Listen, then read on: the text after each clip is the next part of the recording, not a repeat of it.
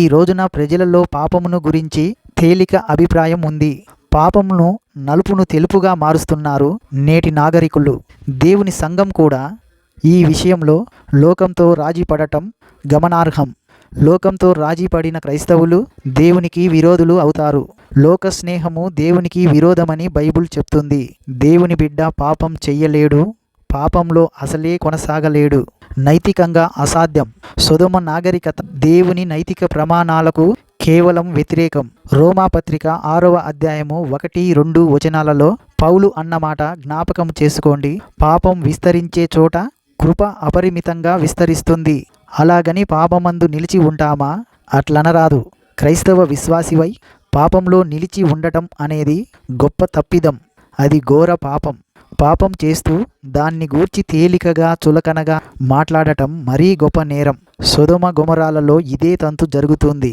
దేవుడు ఈ 2 పట్టణాలను పూర్తిగా ధ్వంసం చేశాడు. ఆదికాండంలో సంగతులు ఆ కాలానికి చెందినవి. అవి అప్పటి అభిప్రాయాలు. ఇప్పుడు మేము నాగరికులం, మాకు దేవుణ్ణి గురించి లోతైన పరిజ్ఞానం ఉంది అనుకుంటే అది కేవలం భ్రమ. పాపాన్ని అప్పుడు గాని ఇప్పుడు గాని క్షమించడు. యేసు పాపులకు స్నేహితుడు నిజమే, కానీ ఆయన వారి పాపాలను పరిహరించటానికే వారితో స్నేహం చేస్తాడు. యేసు దగ్గరికి వచ్చిన వేశ్యలు సైతము పరివర్తన చెంది మహాభక్తురాన్లైపోయారు, పూర్తిగా మారిపోయారు. ఆయన దగ్గరికి వచ్చిన సుంకరులు పరిశుద్ధులైపోయారు, పరివర్తన చెందారు. వంకర టింకర మార్గాలు సరళమయ్యాయి. క్రీస్తు దగ్గరికి వచ్చిన వారు మారటం నిజం. నీవు నేను ఎవరైనా యేసు స్పర్శ చేత పూర్తిగా మారిపోతారు. ఈ రోజున కూడా ఇలాంటి మనస్తత్వం గలవారు మన మధ్యన ఎందరో ఉన్నారు. ప్రభువు తిరిగి వస్తున్నాడు అని మాట్లాడతారు, బోధలు వింటారు, చెబుతారు, కానీ ఆయన వస్తాడు అనే తీవ్రత వారి వైఖరులలో, పనులలో తీవ్రత కనిపించదు. ఆదివారం ఉదయం ఇండ్లొదిలిపెట్టి రారు. ఆదివారం సాయంత్రం ఇవేవో కాలక్షేపాలు, విందులు, పలహారాలు ఉంటాయి. ఎన్నెన్నో సాంఘిక కార్యక్రమాలు, తీరికే ఉండదు. అయితే ఒక మాట, ప్రభువే గనక ఈ నిమిషాన వస్తే ఇవన్నీ వదిలిపెట్టక తప్పదే. దానికేమంటారు? అకస్మాత్తుగా వీటిని ఎలా వదిలించుకుంటారు? అందాక ఎందుకు? సోదర విశ్వాసి, ప్రభు నిన్ను పిలిచి ఇప్పుడు వచ్చేసేయమంటే వెళ్ళిపోక తప్పుతుందా చెప్పు? వెళ్ళడం ఇష్టం లేదా? లోతు భార్యను జ్ఞాపకం చేసుకోండి. ఏ నిమిషమైనా వెళ్ళిపోవడానికి సిద్ధంగా ఉండండి.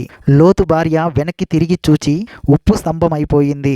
ఆమె వెనక్కి తిరిగి చూడటానికి మరో కారణం ఉంది. ఆమె దేవుని మాట నమ్మలేదు. దేవుడు తేటగా చెప్పాడు, వెళ్ళిపో, వెనక్కి చూడవద్దు. లోతు వెనక్కి చూడలేదే. తన భర్త వెనక్కి చూడనప్పుడు తనెందుకు చూసింది? శ్రీమతి లోతు దేవుని మాట నమ్మలేదు. ఆమె విశ్వాసి కాదు. దేవుని మాట వినని వారు, ఆ ప్రకారం చెయ్యని వారు విశ్వాసులు ఎలా అవుతారు? కారు. అందుకే ఆమె ఉప్పు స్తంభమైపోయింది. విశ్వాసులు లోకానికి ఉప్పు, అల్ప విశ్వాసులు, అవిశ్వాసులు ఉప్పు స్తంభాలు. కొన్ని సంఘాలు ఉప్పు స్తంభాల మేడలు. ప్రభు హెచ్చరిక, లోతు భార్యను జ్ఞాపకము చేసుకో. లోతును కాదు. తెల్ల యోహాను 2వ అధ్యాయము 15వ వచనము మనకెంతో అవసరమైన వచనము. లోకములో ఉన్నదంతా అనగా శరీరాశ, నేత్రాశ, జీవపు డంబం తండ్రి వలన పుట్టినవి కావు, అవి లోక సంబంధమైనవే. లోతు సొదొమను చూసి మరలుగొన్నాడు, దానికి ఆకర్షితుడయ్యాడు. శ్రీమతి లోతు తన భర్తను మించిపోయింది. సొదొమ రుచి ఆమెకు బాగా వంటబట్టింది. అయితే దేవుని దృష్టిలో సొదొమ పాపభూయిష్టమైనది.